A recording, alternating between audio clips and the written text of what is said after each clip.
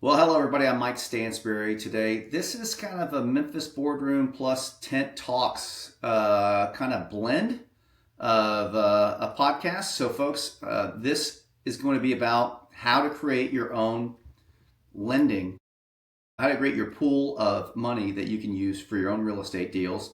Maybe you're doing the BRRRR method, maybe you're flipping houses, but whatever that is, if you don't want to pay absorbent interest and lending fees from maybe a hard money lender, then this is something that you need to pay attention to. So grab a notebook and let's get rocking on this. I want to introduce you to two of my buddies, Jacob Pitts and Josh Smith.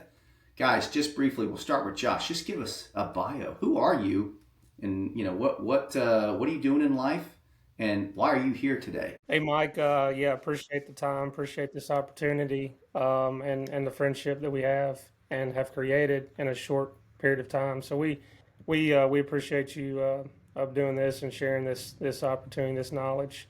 And so I'm Josh Smith, like Mike said. I'm a member of the Memphis Boardroom.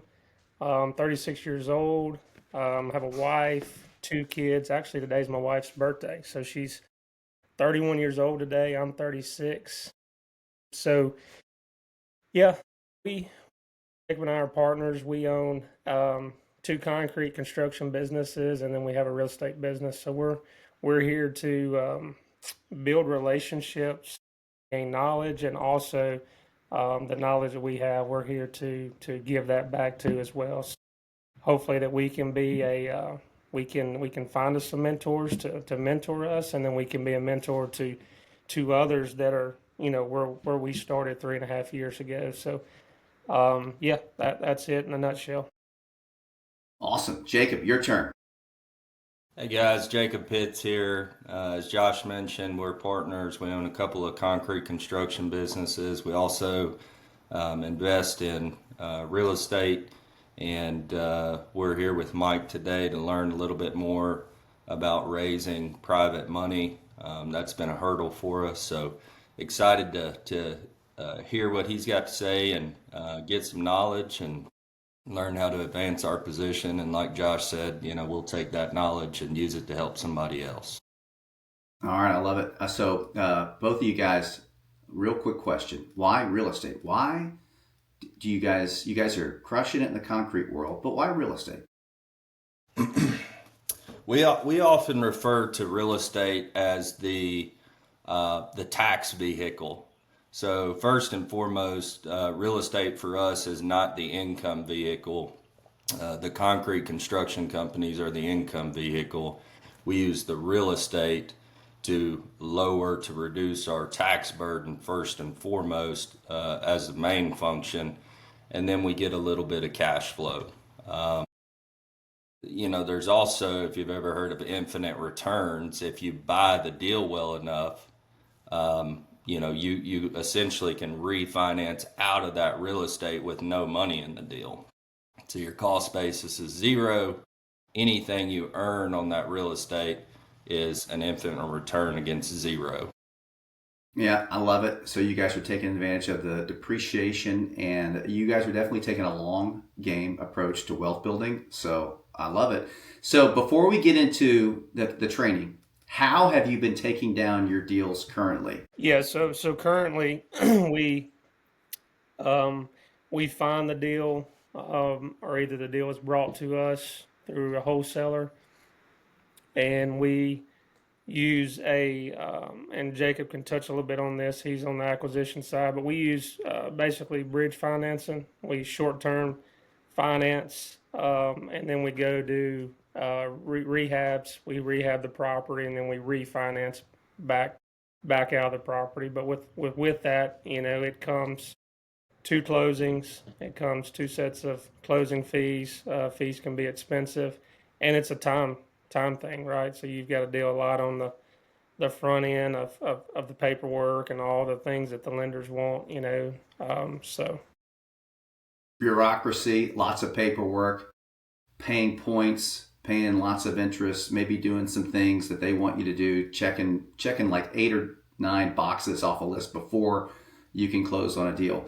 What we're going to teach today is how to make that simple and easy. And so the first thing I'm going to do is how I want to teach is tell you the story of how I created what they call soft money. So there's hard money and there's soft money. And there are great many hard money investors in every market.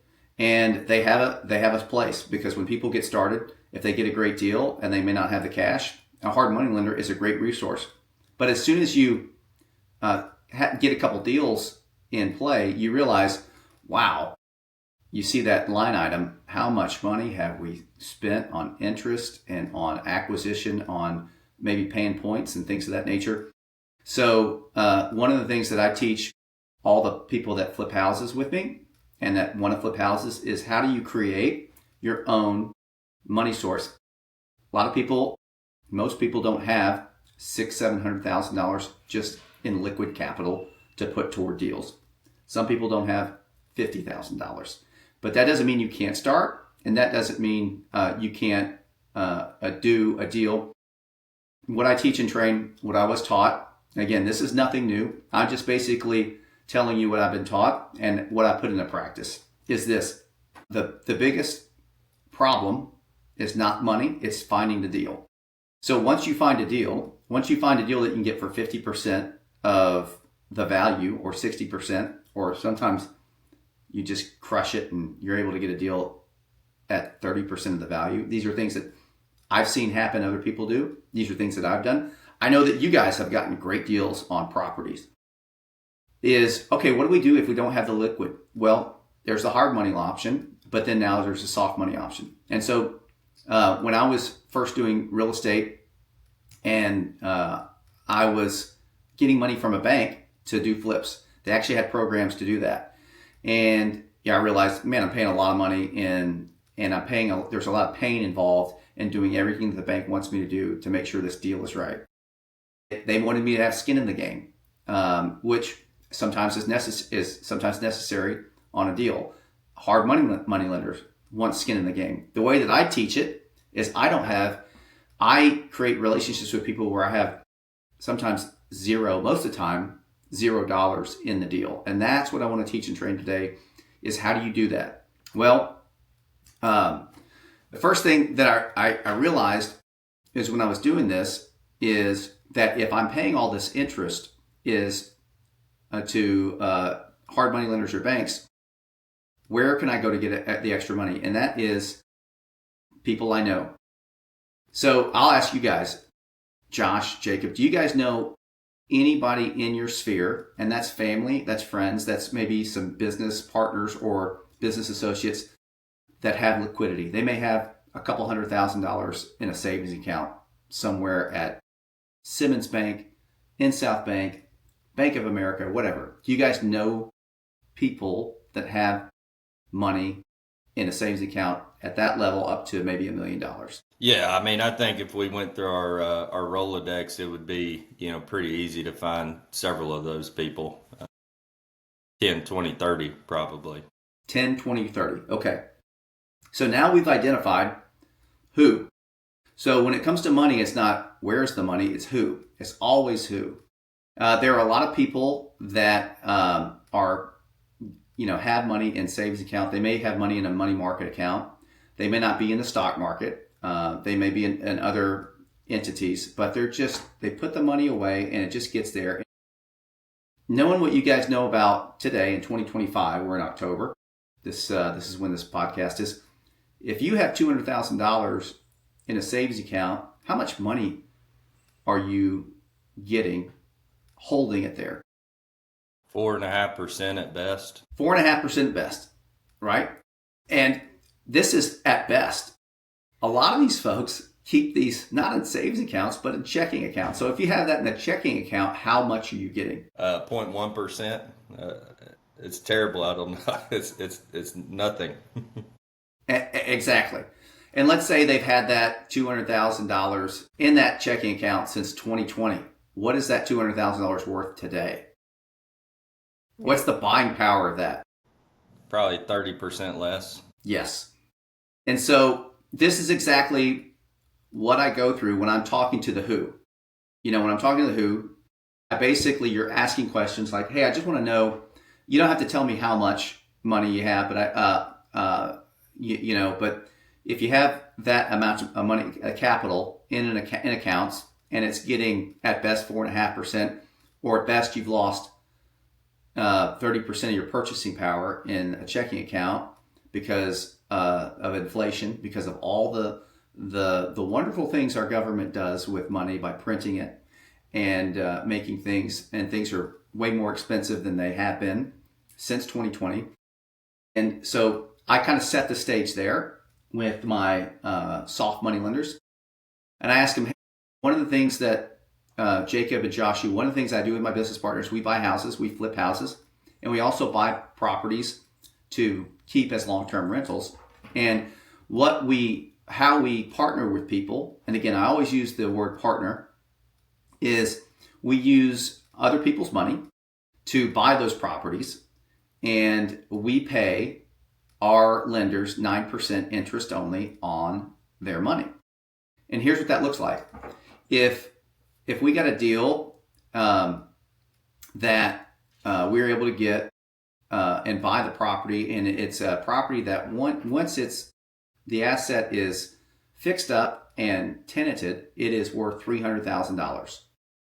We can buy it for $170,000 because we got a great deal on it. It has a lot of value add. It has some deferred maintenance that the person who owned it didn't do. But once we spend that $30,000 and we now have $200,000 in the deal, we have created this asset that's now worth $300,000. What I tell my partner is like, Mr. John Smith, I'll just say, we got Josh Smith here. I'll use a John Smith because that's just an easy name we can use. So I say, Mr. Smith, what I will do is I'm going to ask you to lend me $200,000 on this deal, and I'm going to have it for 6 months at the maximum, and I'm going to pay you 9% interest only on that for the duration of the time that I have that. Here's what we're going to do with the property. We're going to buy 123 Main Street, and we're going to take that $170,000, purchase the property. We're going to take the 30 that you give for the improvements, and we're going to improve the property because this is how much it's going to take to improve the property. And then once that's done, we are either going to sell the property to an end user, maybe retail if we're flipping the property, or we're going to go to our banking relationship that we have already established with ABC Bank, and we're going to refinance that out of it, and we're going to pay you your $200,000 back plus your 9% interest only, and we're going to do that within that 6-month period. Does that make sense, guys? Mm-hmm. All right. What are your questions right now? So we've kind of gone through this. Are you paying any origination or any fee to these folks, Mike? No. Do you know why? Because you don't have to, I would assume. And because they didn't ask either. So I'm not offering, and they are not asking. Okay. I'm presenting. Here's what we do. Here's what we do. Would you like to participate? And I want you to compare the 9% interest to what you're getting in your checking account or in your savings account. And if you can demonstrate to them that, hey, you've had this liquidity for all this time, would you rather get 9% or 4.5% or pay to have your money in a checking account? What's the answer to that question? Yeah, they would rather make more. Mm-hmm. And the other thing that you guys have is, okay, well, Josh and Jacob, what have you done? So if I asked you that question, hey, well, show me, like, what have you done in the past? Tell me about your deals that you've done in your past. And you would say, we've got a track record. Here's the properties that we've bought. Here's what we bought them at. Here's what they're worth today. Here's how the deal went. Here's the numbers. So yeah, it builds confidence in them. That we know what we're doing. Okay. And now I'm going to act like I'm the guy that you're presenting this to. So I'm going to ask you a bunch of questions. I want you to answer them as best as you can. Like knowing what you know now. Okay. So, hey, Josh, well, what's worst case scenario? Like, what if you're building this thing and then some guy comes in and he's working on it and he starts a fire in it and it goes up in smoke? Say that again, Mike. My internet's kind of, Wonky. yeah, it's Oh, not that's breaking up. so. All right. So if let's say that I invest this money in you, I got $200,000 in this deal, but let's say that something happens over there. Some guy is working on it. The electrician's working on it, and something happens where the property's damaged by fire or something like that. What's worst case Mhm. scenario there? Yeah, yeah. So I mean, once we you lend us the money to buy that property. That property is now insured, and so there's insurance there that will pay everybody out. And make everybody whole if worst case scenario happens. Perfect. Yeah. And so that's the answer to that question. Here's what we do: is the moment we close on that property, I get with my insurance agency. Let's say that guy's name is whoever, John White. So John White's my insurance guy. He's got the house insured for $300,000. He's got it insured for what the value is that we are going to either sell it for or refinance it for. So if the excrement were to hit the fan and we had some damage on the property, you're the first payee. You're the loss payee on that mortgage. Because here's the other benefit, is that you're the bank. And so you have a mortgage on the property. So you have an asset. So as soon as you as you lend the money on day one at the bank, they list you as the mortgage payee, as the mortgage on the bank. And so you're on the title. And so if Josh and Jacob, if we don't do what we say we're going to do, let's say that 6 months goes by and nothing happens, and we don't do anything, well, then you get to foreclose on the property, and now you own a $300,000 asset, and you've only invested $200,000 in it. But that's not going to happen, because here's our track record. Here's what we've done in the past.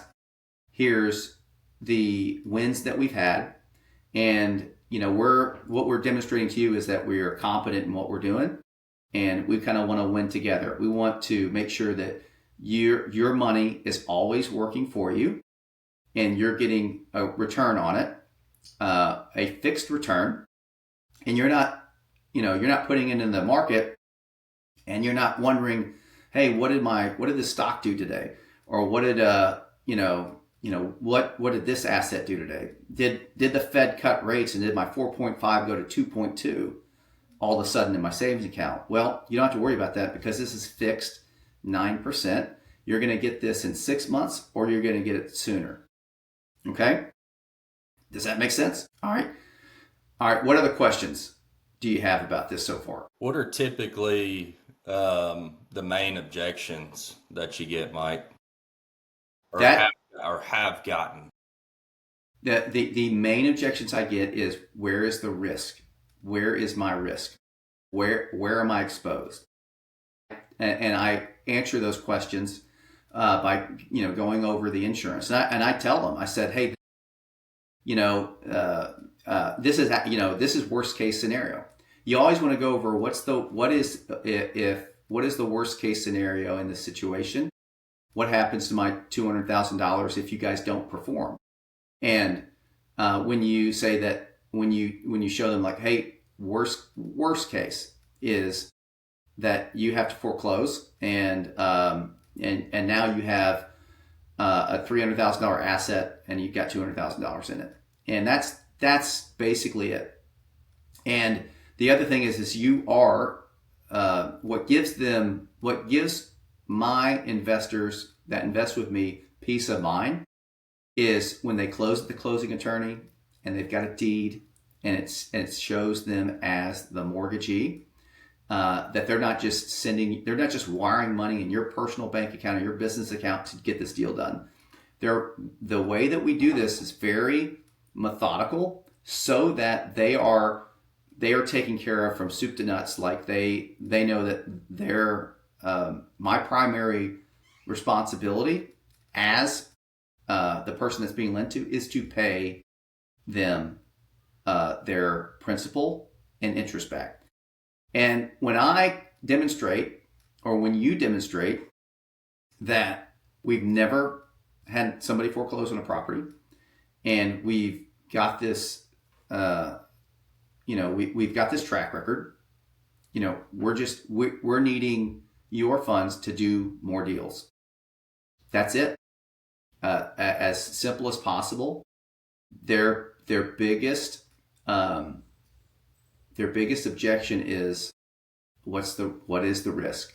And when you minimize the risk, like what we're doing, they realize, oh, absolutely, we'll do it. But keeping the main thing is showing them, this is what we've done, this is what we're currently doing, and this is what we're going to be doing next, and we want your help. And I didn't start out. I get lending from my in-laws. I've gotten lending from my own mother. I get lending from friends who have money, and I call them friends because I want to see them win, and I know that they have the same problem that your friends do. Is, hey, they've made some money and they want that money working, and they're looking for places to put it. And when you make that offer to keep their money working, they get excited about it. And I always start off, guys, we're just going to do one deal together. I never try and get them to do multiple deals. When I'm getting one person, I say, hey, we're going to do one deal together, and after that deal's done, you're going to see that this works, and then we may do a couple more deals together. So I have lenders that right now currently, I've got one guy that has four deals with me, and my job then is to find more deals till once we close and pay him that interest. I want to keep that money working.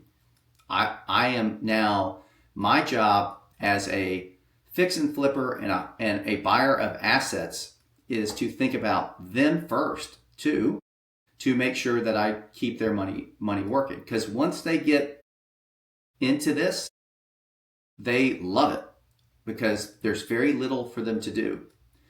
The other thing is you have to demonstrate that you're not buying an asset at retail.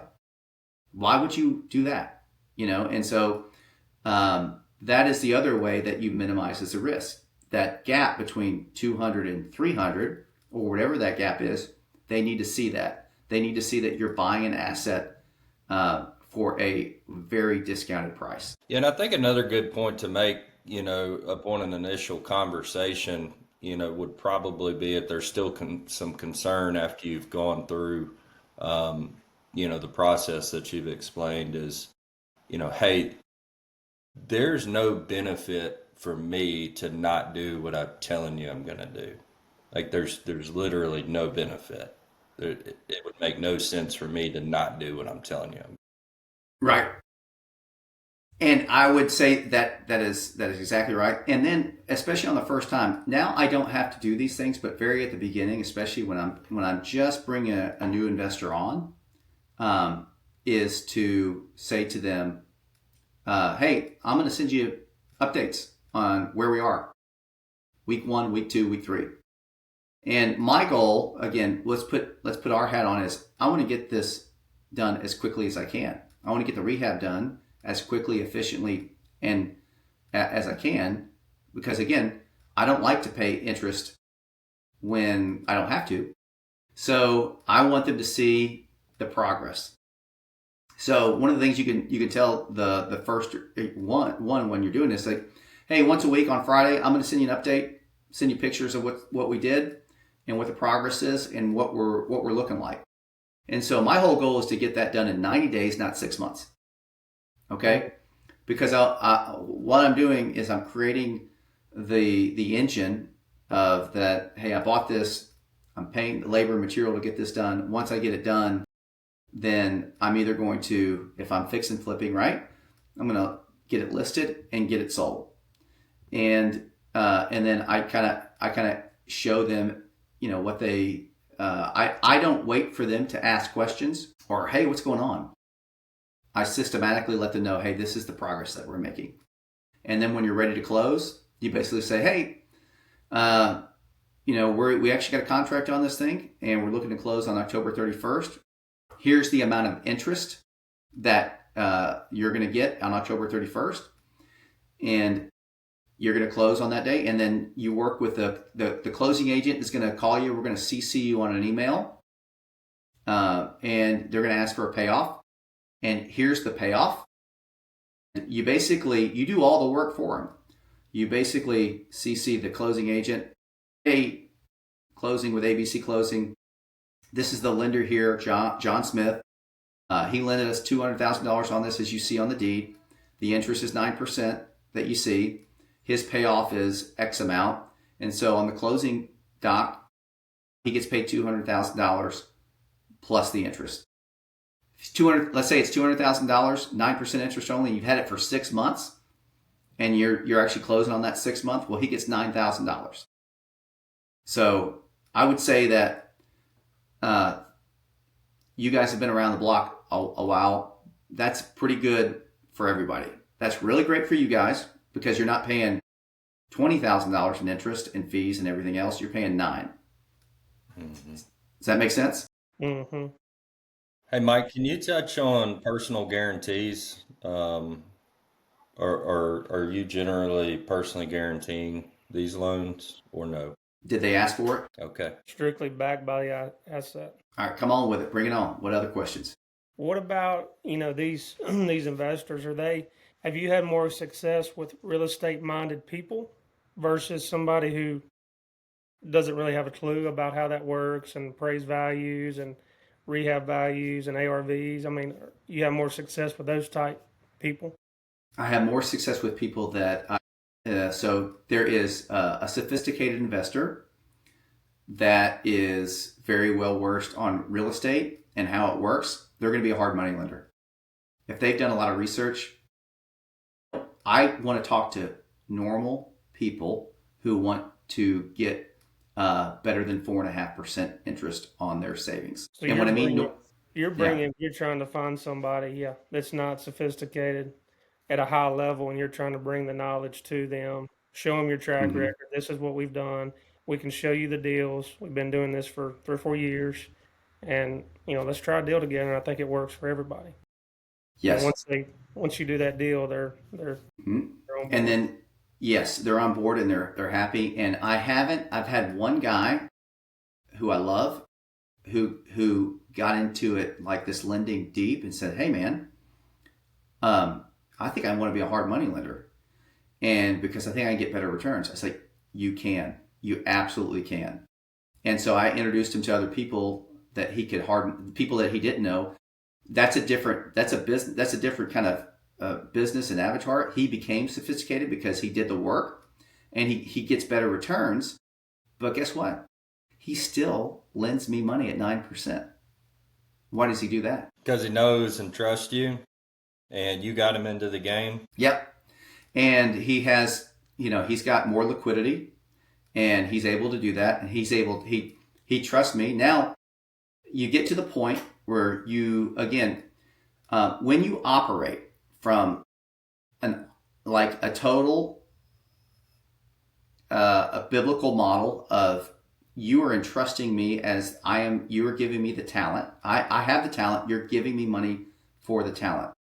Okay, it's the parable of talents. I'm going to take your money and I'm going to give you a return, and I'm going to consistently do that. Then they trust you as a steward of their money to help them. And when they have that high trust in you, then you send them a deal and you do the due diligence every time. You say, hey, I'm going to show you, here are the comps. Here's everything. And I always say this to them, and you want to say this as well. I'm going to give you everything. But also, if you want to do your own due diligence, I want you to. I want you to go on Zillow. I want you to do your own research and find out if everything I said is true. You want to trust and verify. I don't mind you doing that at all because I want you to ask questions. If you have a question, if you don't think this deal has got meat on the bones, then I don't want you to do the deal. I don't want my lenders to put themselves in a position where there's too much risk. And you do that when you buy wrong. But we never buy wrong. it's never a thing. We're always buying at a discount. Makes sense. Okay, remember in this instance now, you're the guy thinking about this and lending. What other questions do you have? What happens if you can't refinance, Mike? What happens if you can't refinance? Well, Remember 2008? yeah, when all that 2008 happened. Yeah. So that's a great question. I would say this, that there's always going to be, I would say that is let's say that is like you have some kind of black swan event like 2008, and you say, hey, if a black swan event happens, I'm still going to be a great steward of it, and we're going to work it out together. We're gonna figure this out. And so there's a whole other options.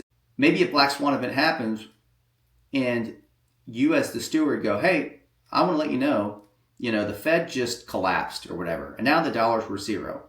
You still have the asset with us, and we're going to figure this out together. The asset is improved, and it's either, let's say that it's cash flowing. Let's say you do get a tenant in there, or whatever. Is my responsibility there is I always will pay my whoever I lent to. So I'll work something out with them. I'll say, hey, you got options. You can foreclose on this property and you can own it. Let's say if we can't refinance it, and it's your property. That's worst case scenario. But that would never happen, because I'm going to be a steward of that, and I'm going to come to them and I'll say, hey, we need to restructure this deal. Something happened that was kind of out of our control, but we can still win together, and you figure out what that win is. Maybe they get, a partial ownership in it, or maybe you work out like, hey, we're gonna pay this off in 2 years, and we're gonna do it with our own liquidity. So if you look at it as a problem to solve, then you'll solve the problem. But I don't want to tell you that never has a chance of happening. But because you never know. But back in 2008, I will just kind of challenge the thinking on that. There were still deals going on, and there was still lending going on. It really depended on was Josh and Jacob at the time. Let's say you're in 2008. Were you over leveraged? Did you not buy it right? So it always goes back to the deal. Did you buy it with enough margin in it? If you bought it with enough margin in it, then you have a myriad of options to keep that done. So I will give you, let me just tell you, this brings up a great point. I bought a condo right now, and it's a small little deal. I bought it for $50,000. My total in it is $68,000, and I got a lender to lend me all the money on it. We have a contract on it for $110,000. Well, the HOA there is giving us such a hard time with so this is a house that's retail, that we've got the lady completely financed, but the HOA is so mismanaged that the lender is refusing to close on the deal. Mm. So what do? This is actually happening right now. So this is a really great question. So I called my lender up. He's done 50 deals with me, and I said to him, hey, I don't think the house is going to sell. So give me 2 weeks, and I'm going to go to the bank, and I'm going to cash you out of it, and I'm going to put the lady in there on a lease purchase. And so the bank is going to lend me the money, and they may give me $50,000, and I may have to come up with 18 or 19 plus the interest. But now she's going to be paying me $1,400 a month in rent over there, and it's going to be an asset that I keep and I burr. And so that is actually something that's actually happening right now. It's like there's always those variables that happen sometimes, but it's just a problem to solve. Does that make sense? Mm-hmm. Yes. The lesson is, for me, don't buy in this little condo ever again, because I didn't know the HOA was so dumb and mismanaged, or the condo association. Yeah, that's one of those risk factors that unless you've been through that, you wouldn't normally know what to look for. Hey, let me Yeah. ask you this, Mike, in terms of your frame of mind, because I think we probably battle with this, and I know what we revert to. Um, are you always in the frame of mind of other people's money, other people's money? You just said the bank loaned me 50, I'm gonna have to come up with 18, right? Are you coming out of pocket with that 18, or are you saying, "Hey, I got to use other people's money"? No, I mean, I'm liquid enough where I can do that if it makes sense. I'm not always using other people's money. I have a HELOC. I have a $300,000 HELOC, so I sometimes use my home equity line of credit on certain deals. So it's always a combination of both. It's like looking at the whole picture of how much liquidity do I have? What kind of liquidity pool can I pull from? My thing is I want to keep $1 million liquid. For all my businesses that I run, just in case excrement were to hit fan. But my mindset on my deals is to not use that money if I don't have to. Only when it makes sense. So I like the way that I do it right now. It could change over time. I could use more of my cash, but I like to keep my money liquidity because that gives me more options for the upside, if that makes sense. And just for the audience and also for us as the students here, that $1 million in liquidity, what's the ratio to debt that's backing? Well, that ratio to debt, like let's say that I may have like right now on the books probably $600,000 in other people's money out there. So I have $1 million liquid, and then I have my HELOC, right? So $1.3 million, then and that also is one of those things that you can communicate if you want to, if they ask, right? Um, but again, that is something to just kind of consider. I don't know what a good ratio is. I don't know what the best ratio is. I think that's kind of a personal thing as far as your risk tolerance is concerned. But I know what's worked for the last 10 years, and this has kind of worked for me for the last 10 years. This is how I've always done it. And that's kind of how I teach other folks to do it. For sure. Yeah, we're both very conservative, probably much more me than Josh, which, is a good combination. He brings me up, I pull him down. But we look at things in terms of survivability, not if something happened, but when it happens, do we have that rainy day fund? Because if you make bad decisions and you can't pay your debts, whatever that may be, you've put that person in a poor position, that person that trusted you. And Yes. we certainly don't want to be those guys. No, and that's the if you have that as the primary, it's like, hey, I pay back all my debts get paid. I don't leave anybody hanging. Then and that's and what that means is, so you're talking to somebody that has lost money on deals, but my investors never did. I've had to come up with money to close a deal a couple of times because I made some errors in judgment on the market.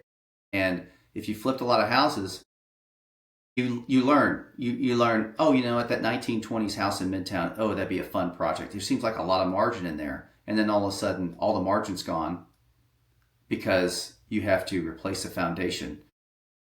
There's mold in one of the rooms. How bad is it? Oh, well, it's very bad, where the whole thing has to be mitigated, and it has to be mitigated to the point where, again, you're a steward for the money. You're also a steward for the person who buys that property. Okay, you don't want them to come back to you and say, "Hey, you didn't fix this problem." And so you have to think about all those things when you're doing those things. And so this happened twice on an older house that took a lot more capital to get done. And I was so happy. You're going to be so happy to take money out of your liquidity pool to get that house done. And you're going to be so happy that you never have to tell that investor that you lost money on that deal. Or you may tell them, but they don't care, because guess what? They got all their money, and they always will. And if you don't do that, they'll never lend to you again. And that's the bottom line. You have to keep their money as the primary focus of your responsibility. And that's what keeps people lending money to a steward. But once there's a hiccup with that, once there's miscommunication, then good luck. What happens, guys, is they talk. Hey, I want to introduce you to my other friend. They may want to invest as you as well after you've done 2 or 3 deals. And the other thing is if they don't talk, you can say, hey, you've invested a couple $100,000 with us on these deals. What's your bandwidth to go up to 600, to go up to 800? And they'll let you know based on past experience. Yeah, that's what I was going to ask you. How many opportunities have come from investing, doing one deal with somebody? Because, like you said, they have a network of people too. It's you're here, they're here, and then their network of people is here, and you do one deal. How many opportunities does that open up to, whether their friends, their family, their people, Yeah. A couple of things you're going to learn is it doesn't take a lot of people. So 2 or 3 people can turn into $2 or $3 million in soft money very easily. And if you keep that working, that'll keep you in your real estate business churning for as long as you want it. You don't need a lot. You just need people that trust you and that you've demonstrated the work. You've demonstrated the stewardship of it. If you do that, then you want to get the right people, because now it's just a matter of, now it's me typing an email. Hey, Mr. Smith, got this opportunity coming up. We close in 2 weeks. I need $150,000. And this is literally what you get back. You get a thumbs up emoji. Okay? And then you do all the work. You basically CC them at the closing tape, with the closing agent, say, hey, we're buying 123 Main Street. Mr. Smith is our lender. He's going to be lending us $150,000. Get the promissory note and the deed ready to record, and get the deck page for the insurance over to Mr. Smith so he knows that his money is being insured, and make it stupid easy for him. The only thing they got to do is send a wire and then give wiring instructions so the money can go back in their account. That's all you want. You want it to make it as simple and uncomplicated as possible, and you want them happy, and making them come. When's the next deal? When's the next one? Yep. And so one thing I'll tell you is I used to get money at 5%. So great. I wish I could go back to those days. But I am very happy to pay 9%, because guess what I'm not doing? I'm not paying a 4% or a 3% origination fee. I'm not paying for an appraisal. I'm not paying for a walkthrough. I'm not paying all these extra stuff, a closing fee. The amount of fees I see on hard money lenders makes me want to become a hard money lender. And I don't think it's usury to be a hard money lender, but I think there's usury is like stupid and dumb and sinful. I think hard money lending is a great way to make money, and I think that eventually I've lent money out, and eventually you guys will be doing that as well. Because at the end of the day, you want to great assets, and then at some point you may want to be the lender. Yeah, just so everybody knows, like if you're going the hard money route or the institutional route, which is essentially hard money, I don't know, correct me if I'm wrong there, Mike, you're paying probably 3 to 4% in fees on the total purchase. Whereas with this route, Mike's referencing 9%. Well, that's annualized.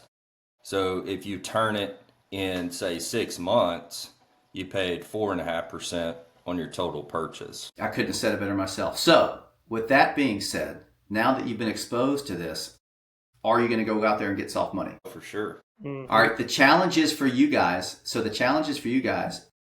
in 30 days, we're going to do another one of these. And I want to hear, hey, we actually got up to, this is how much money we've got, a pool of money that we got exposed to. So the challenge is for you guys, when we get off this podcast that we did, is to go out there and talk to people and say, show them your track record, show them how they benefit, show them how they win. It's not about you. It's not about what it's like. It's about, hey, this is how you can win. So if you concentrate 80% of your time saying, this is what we've actually paid to banks in the past, and maybe be careful how you share that, but only share the purchase and sales and what you've done as far as maybe flips or refinance, and then show them how they win with the 9% interest only, and then you'll have somebody going, all right, let me know when the next one is, and I'll be the guy that lends it to you. Awesome. Look forward to putting it to work and reporting go. back in 30 days. Let's go. All right, what other questions? That's how Mike gets you. He holds you accountable. He holds you accountable on a quick turnaround. Yeah, I always want to challenge. We can talk about this all day, but let's put it into practice and get that, because I want you guys to keep winning and get great deals out there. Yeah, we appreciate the insight. All right, any other questions, fellas? Any other topics?